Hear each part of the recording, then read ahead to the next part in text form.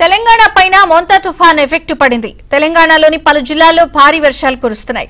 హైదరాబాద్ లోనూ వర్షాలు పడుతున్నాయి. దీంతో లోతట్టు ప్రాంతాలు జలమయమయ్యాయి.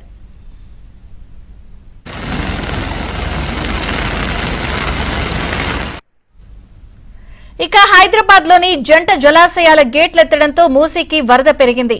మూసీ పరివాహక ప్రాంత ప్రజలను జీహెచ్ఎంసీ అధికారులు అప్రమత్తం చేశారు. వర్షానికి హైదరాబాద్ మూసారాంబాగ్ బ్రిడ్జి పైకి వరద నీరొస్తోంది. ఎలాంటి భద్రతా ప్రమాణాలు పాటించకపోవడంతో వర్షపు నీటిలోనే రాకపోకలు సాగిస్తున్నారు.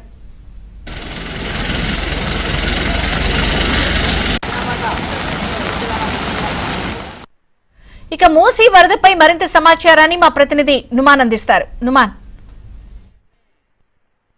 భారీ వర్షాలతో ఇటు హైదరాబాద్ నగరంలో మూసీ ఉధృతి మరోసారి పెరిగింది. జంట జలాశయాలకు సంబంధించి మొత్తం 8 గేట్లను ఎత్తడంతో ప్రస్తుతం మూసీలో తాకిడి విపరీతంగా పెరిగిందని చెప్పొచ్చు. సో మూసీ వరద తాకిడితో ప్రస్తుతం ఇటు మూసీ పరివాహక ప్రాంతాల్లో హై అలర్ట్ కొనసాగుతున్నటువంటి పరిస్థితి మనకు కనిపిస్తుందని చెప్పొచ్చు.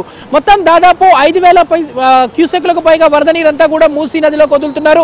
ఉస్మాన్ సాగర్ 4 గేట్లు, హిమాయత్ సాగర్ సంబంధించి 4 గేట్లు, మొత్తం 8 గేట్లను ఎత్తడంతో ప్రస్తుతం మూసీ పరివాహక ప్రాంతాల్లో ఇప్పటికే ఇటు లోతట్టు ప్రాంతాల ప్రజలు అప్రమత్తంగా ఉండాలంటూ జీహెచ్ఎంసీ హెచ్చరికలు జారీ చేసినటువంటి పరిస్థితి ఉందని చెప్పొచ్చు. మరోవైపు ఇటు మూసీ వద్ద వరద తీవ్రత ఎలా ఉంది ఏంటి అనేది కూడా ఒకసారి మనం చూసినటువంటి ప్రయత్నం చేద్దాం. చూడొచ్చు ప్రస్తుతం మూసీ వరద తాకిడి చూడొచ్చు.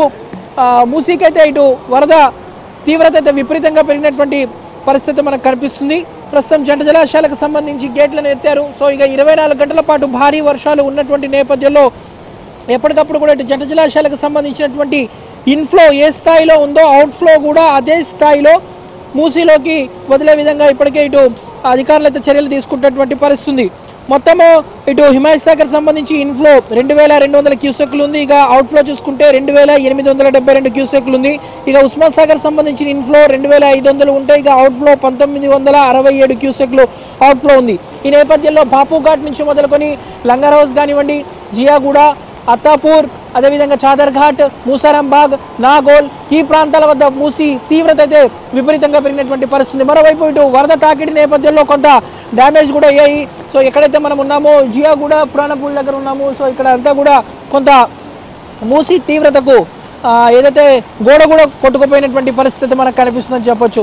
ఇక రాగల 24 గంటల పాటు భారీ వర్షాలు ఉన్నటువంటి నేపథ్యంలో ఇప్పటికే ఇటు జంట జలాశయాలకు ఎగువ ప్రాంతాలైనటువంటి అనంతగిరి, తాండూరు, వికారాబాద్ నుంచి పెద్ద ఎత్తున వరద నీరంతా కూడా చేరుతున్నటువంటి నేపథ్యంలో సో ప్రమాదకర స్థాయిలో వెళ్లకుండా ఎప్పటికప్పుడు కూడా ఇటు జంట జలాశయాలకు సంబంధించినటువంటి వాటర్ లెవెల్ అంతా కూడా అధికారులు మానిటరింగ్ చేస్తున్నారు, జలమండలి అధికారులు.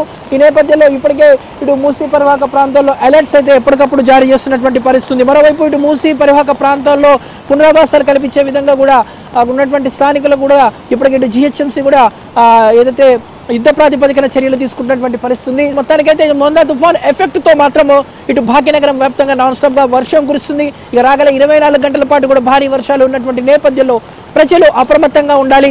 అత్యవసరమైతే తప్ప ఎవరు బయటికి రావద్దంటూ కూడా జీహెచ్ఎంసీ హెచ్చరిస్తున్నటువంటి పరిస్థితి మనకు కనిపిస్తుంది చెప్పొచ్చు. ఇది మూసీ పరివాహక ప్రాంతాల వద్ద ఉన్నటువంటి పరిస్థితి. జర్నలిస్ట్ శ్యామ్తో నుమాన్, ఆంధ్రజ్యోతి, హైదరాబాద్.